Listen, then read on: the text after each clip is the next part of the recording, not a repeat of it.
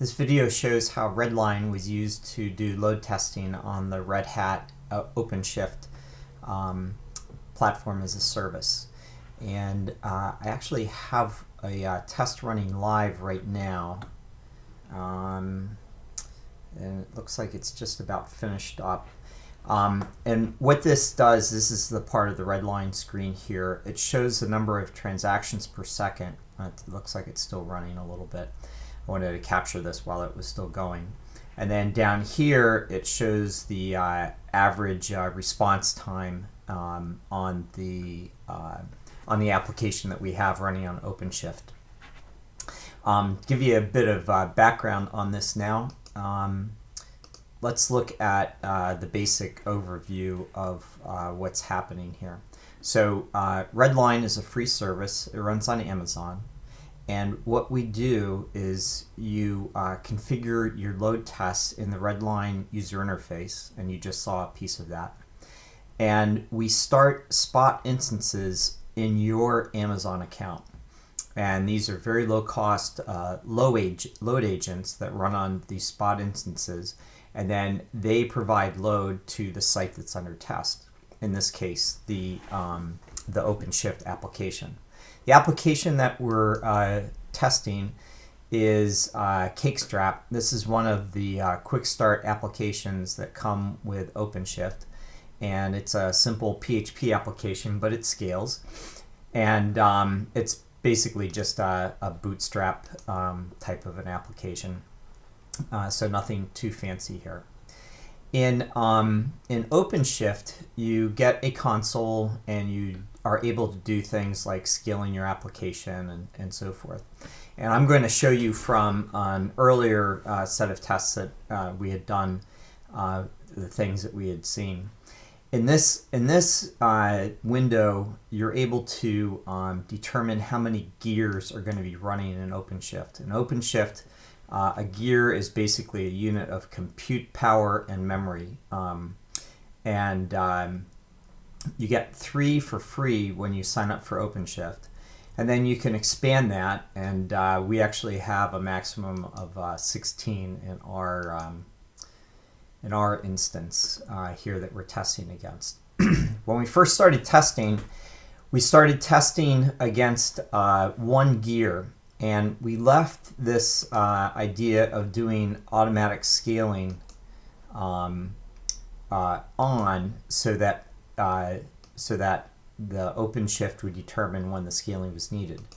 And so you can see here at the start of our first test, we started at 1, and then it went to 2. And right now we're running at 10 for that big test that I was just showing you. And I'll show you more on that in a little bit. So in this test, we did 1,500 pages. So we had 100 different users that were each hitting the page 15 different times.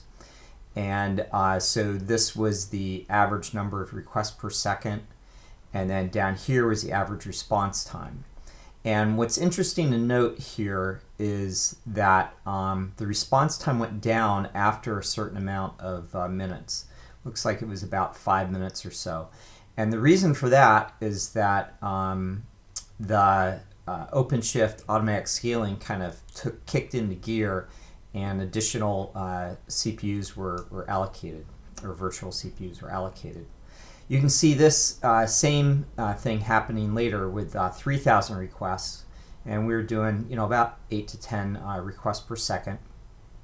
And you'll see that at the beginning there was just 1 server, so you'd get some slow response times and so forth, and some fast ones too. But then when the other servers kicked in, and by this time we had 3 servers that were running, you're seeing mostly sub-second response time from this application. So the test that's running live right now, it looks like it just completed. We had 1,000 different users simulated, and each of those users hit the page, I believe, 15 times or so. And each of them hit it 10 times. So there were 10,000 pages that were hit. Looks like there was one failure on our application. That's probably application related. And you'll see that the number of requests per second were probably in that 50, 60, 70 range. And average response time was down here, and then additional servers kicked in, and you saw average response time come down again. So, and this could have been where the error happened or something. But what's cool about this is that you're able to configure the OpenShift application however you want to. So when you click on this number of gears, you could determine how many gears you wanted to test with, and then eventually, obviously, the goal is to figure out how many gears you want to start with and what your maximum number are for your application needs. And using the RedLine service here, you're able to determine that very quickly and easily. Let me show you one more thing, and this is how we set that last test up. So we put a simple URL, so it's a ping test mostly. But we could have done a custom PHP script where it would have done multiple steps and check for the results coming back and things like that. We set the number of users here. We set the number of iterations per user. That means that each one of those simulated user was going to hit the website 10 times. And then we set the minimum delay and the maximum delay. So that meant that each one of these users would delay between 0 and 20 milliseconds to hit that website. So to 20,000 milliseconds. So that's 20 seconds.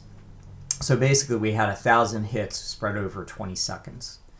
And then down here are a bunch of different options. So we could have chosen to load all the external style sheets and scripts and images or not. We can pick the location of where those load agents are going to run. We can pick the size of the load agents. We can pick the number of servers of this size and the approximate number of users per server. And then down here it shows us the current spot price. So for having these 4 servers, we had a maximum cost of 24 cents for an hour. And we can keep running tests as long as as many times as we want to within that hour, and only pay 24 cents. That's why we call it almost free load testing. And note that the spot price changes depending on where you're going to. So spot price in Virginia is 25 cents versus the spot price in California is 4 cents. And this spot price changes constantly, and we keep track of that. And what's also interesting is that you can set multiple load agents coming from different places. So if I wanted to, I could test, two servers coming from two M3 extra large coming from Oregon, and I could test 25 M1 smalls coming from Virginia, and it looks like the spot price isn't there, so I could choose an on-demand instance if I wanted to. So there's lots of flexibility here in terms of how you're designing your tests and the scale by which you can run these tests. So in this test, we'd emulate 7700. We've had tests that go up to 50,000 users hitting a website with multiple pages, about 10 pages per site per user in a less than 10-minute period. And when you're doing tests of that sort to have a cost that's as cheap as this is truly incredible. So anyway, we hope you like using the RedLine service to figure out how to optimize your environment in OpenShift. Thanks.